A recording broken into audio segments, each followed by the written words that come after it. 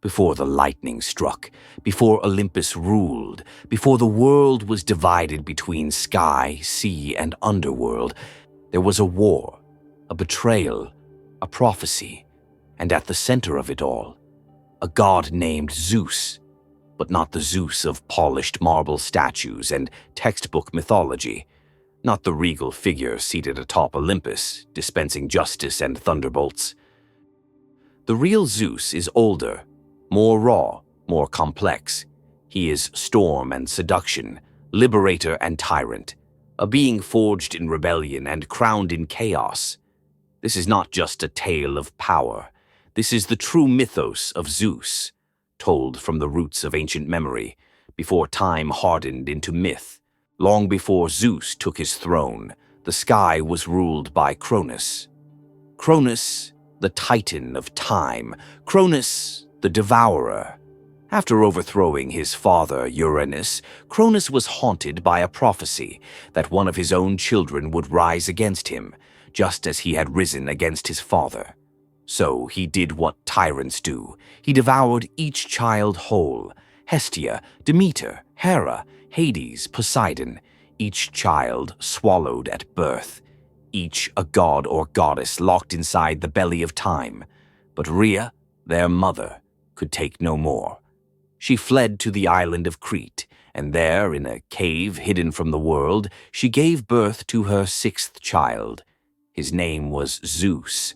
She wrapped a stone in swaddling cloth and handed it to Cronus. He swallowed it, never suspecting. And the child, he was raised in secret, nurtured by nymphs, guarded by warriors who clashed their weapons to drown out his cries, fed by the goat Amalthea, whose horn would become a symbol of abundance, the cornucopia. Zeus grew not just in strength, but in destiny. He was not merely the sixth child. He was the answer to a prophecy, and prophecy waits for no god. When Zeus came of age, he did not seek compromise. He sought revolution. With the help of the goddess Metis, he tricked Cronus into vomiting up his siblings. 6 divine forces now unleashed upon the world. Together, they challenged the old order. The war that followed shook the foundations of existence. The Titanomachy, 10 years of thunder, fire, chaos. On one side, the Titans, vast, ancient, primordial, led by Cronus and Atlas. On the other, the Olympians, younger, smaller, but smarter, fiercer. Zeus freed the Cyclopes, who forged for him the thunderbolt. He released the 100-handed Hecatoncheires, whose rage was a storm made flesh. And then he did what Cronus never could. He won. The Titans fell. Atlas was cursed to hold up the heavens. Cronus was cast into Tartarus. And the world, it was divided. Zeus claimed the sky. Poseidon took the sea. Hades ruled the underworld. A new age began, not of peace, but of power. And at the summit of Mount Olympus, Zeus reigned. But Zeus was never just a king.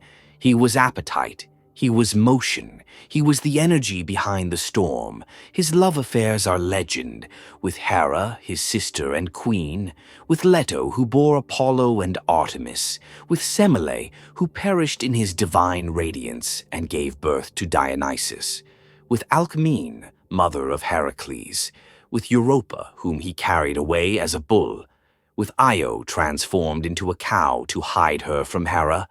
Each union produced more than demigods. They produced stories, symbols, archetypes. Was he a philanderer, a seducer, a divine trickster? Yes, but also something more.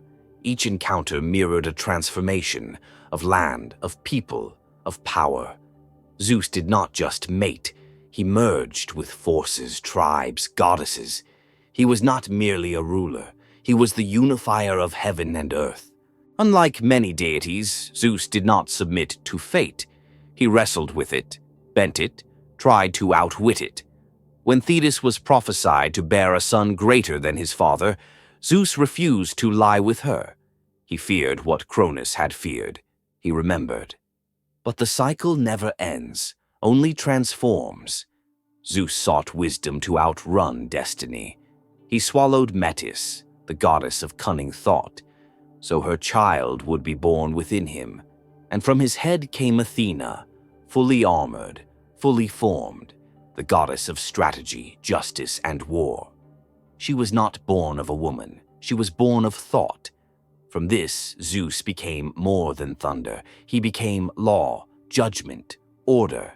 He created the fates, he feared them, he consulted oracles, he sent signs. Zeus became the wielder of fate's balance, but never its slave. Rebellion did not end with the Titans. Giants rose, children of the earth seeking to unseat the sky. Typhon emerged, a chaos monster with 100 heads, a storm made flesh. Even mortals defied the gods. Prometheus stole fire, Sisyphus cheated death. Niobe mocked Leto. And in each story Zeus responded, with fury, with punishment, with justice or vengeance. He flooded the earth to reset it. He chained Prometheus to a rock. He turned Lycaon into a wolf. But he also offered sanctuary. He protected oaths. He listened to prayers. Zeus was not kind, but he was fair. By the measure of gods, he was the storm that fertilized, the fire that burned falsehood, the hand that held the balance of worlds. No reign is eternal, not even that of gods. In later myths, Zeus becomes less present. Other gods rise: Apollo, Dionysus, Athena. The age of direct divine rule fades, and yet his name endures. In Roman myth, he becomes Jupiter. In the stars, he becomes Sagittarius. In secret traditions, he becomes a symbol of divine will, cosmic law. He is not dead, he is dormant, a frequency, a force. Each time thunder rolls, each time justice is invoked, each time power is questioned and reclaimed, Zeus stirs. For Zeus is not a god of temples. He is a god of thresholds, of choices, of courage in the storm. And we are his echoes. What does it mean to become Zeus? Not to dominate, not to seduce, not to reign with thunder, but to remember. That power is a gift and a test. That wisdom must balance will. That even the king of gods was once a hidden child in a cave. Zeus rose not by birthright, but by rebellion, by strategy, by lightning vision. He is not the end of myth. He is its spark. And now, the spark is yours. The thunder returns through you.